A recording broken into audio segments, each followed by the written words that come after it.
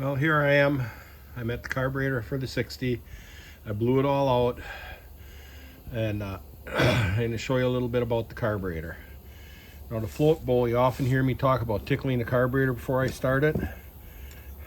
Well, there's the float in there, and there's a button here. You see that button that moves down? That pushes the float down so the carburetor overruns. Give it raw gas because this does not have a choke. So when I talk about tickling the carburetor, that's what I'm doing. I'm pushing that button down, it's pushing the float down, and raw gas will run into the throat of the carburetor. So let's get at putting it together. My gaskets I made the last time look good. So just putting this piece back on, whatever it may be called.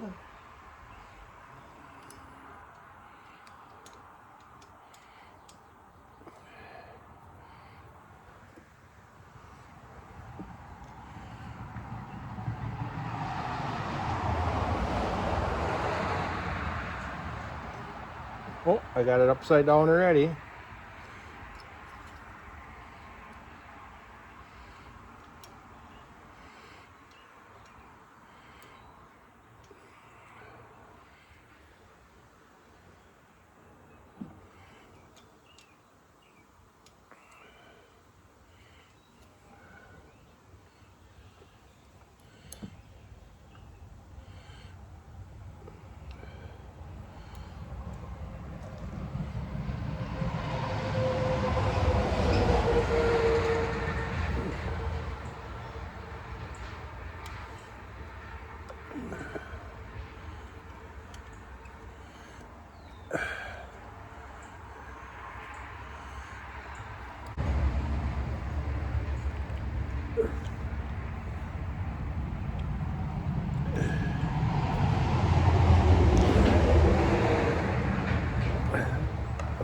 Should be good.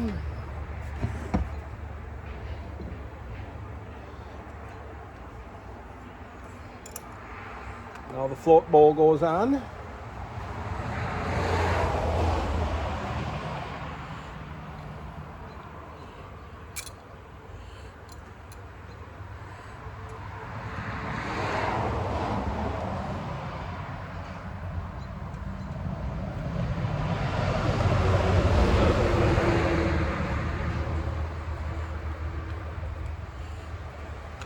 I shouldn't have to put nuts on the backside, but somewhere along the line I misplaced the screws for it a number of years back when I was working on it. And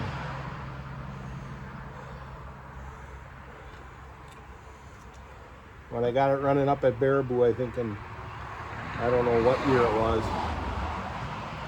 Actually, then I knew where they were, but they were at home 60 miles away. So when I was there, I just went and got some screws with nuts because I couldn't find any that fit the threads. And they did the job before, they'll do the job again.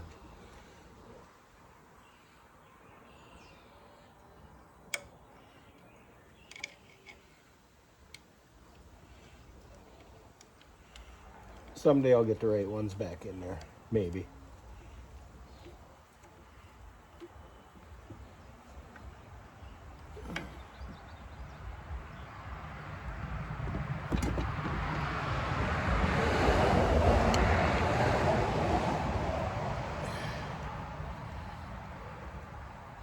I think I have a shorter one for here.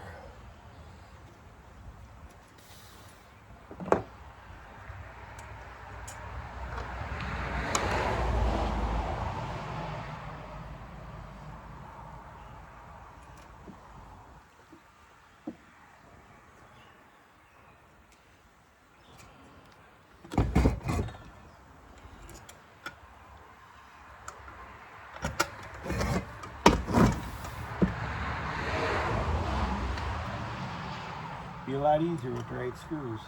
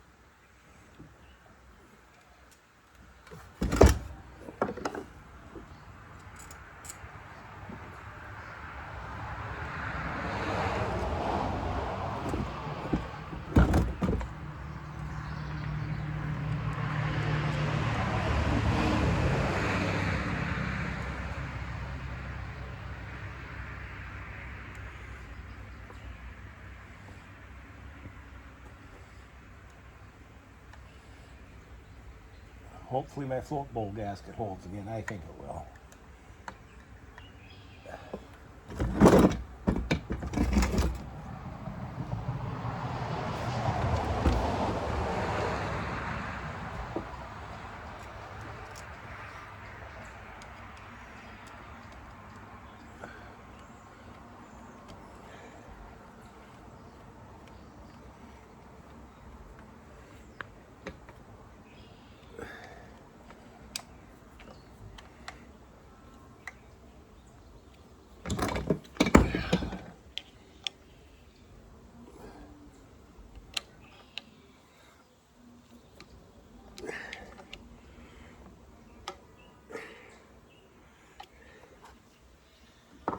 Probably can't hear it, but I hear the cows mooing in the background at the Milwaukee stockyards. Of course, I guess they have a right to if they knew where they were going.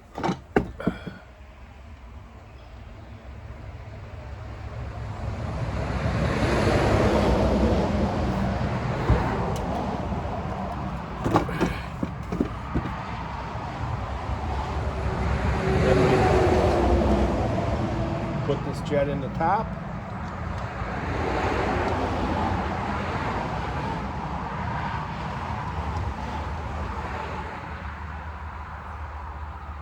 Screw the cap in. It's ready to go back on. We'll screw this on.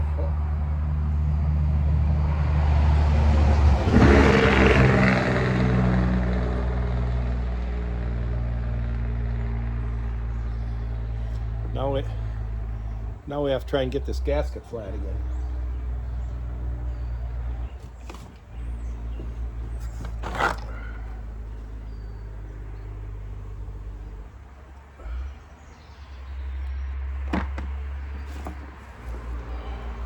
So we'll take it back over by the crawler.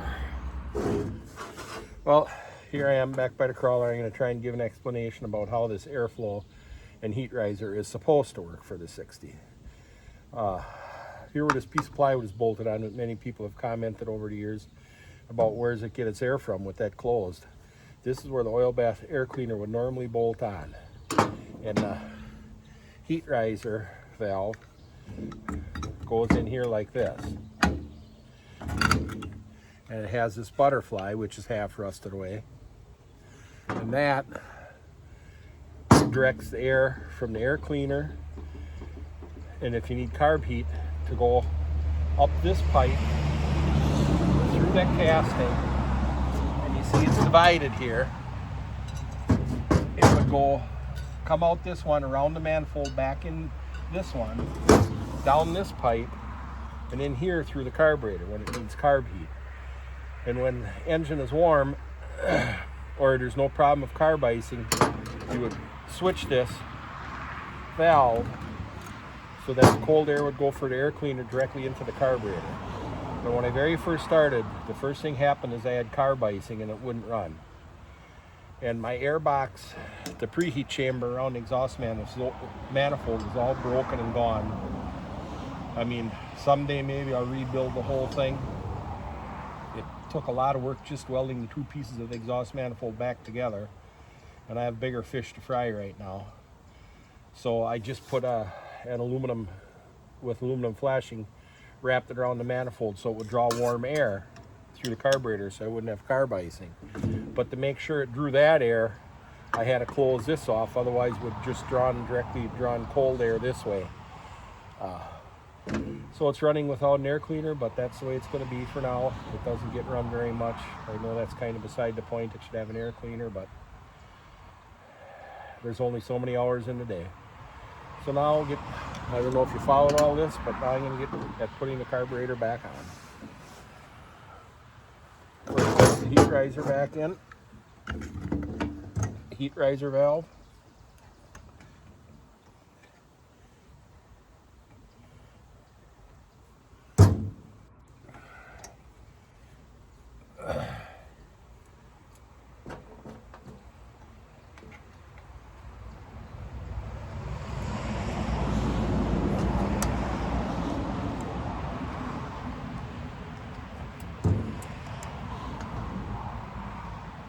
if any of you out there fly or know anything about flying, you know the issue with carb icing and carb heat.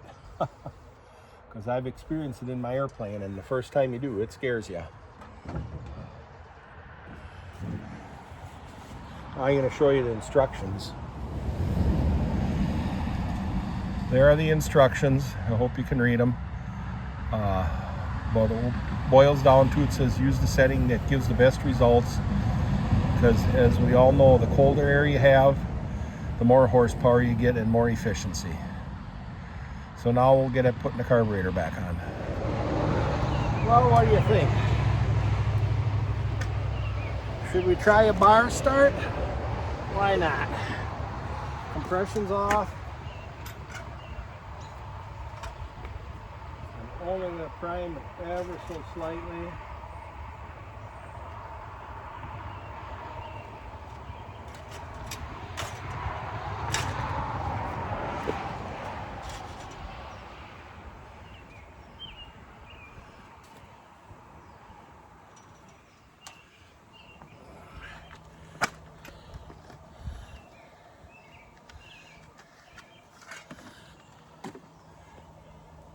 Tickle the carburetor just a little bit.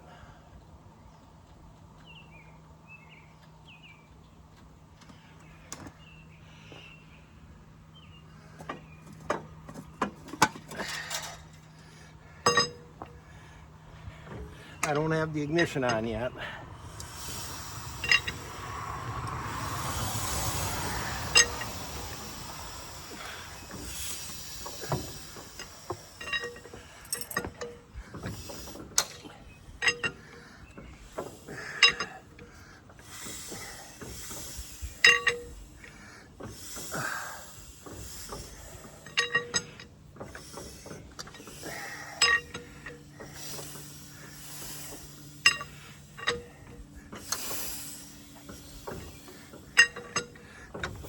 I still don't have the ignition on.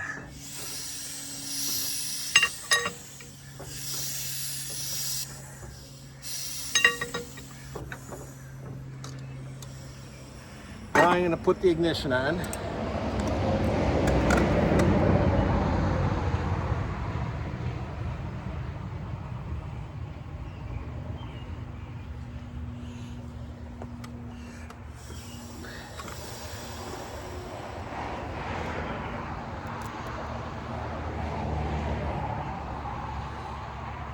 Ignition is hot.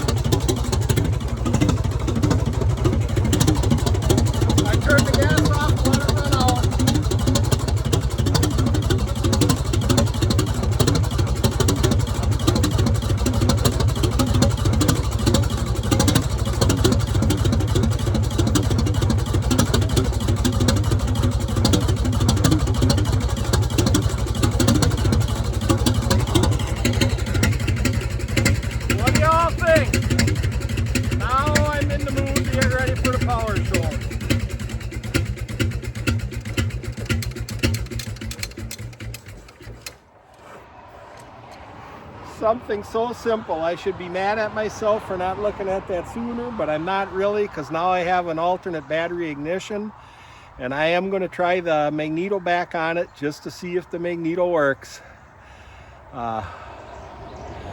Because if the magneto would work, so far there isn't spark on the magneto on that shovel powered with the McCormick Deering. And it's the same magneto, so if the magneto works on here, I would put it on there and keep the battery ignition on here. So thanks again for watching. I hope you're all as happy as I am, and I'll probably see you tomorrow when I unload this.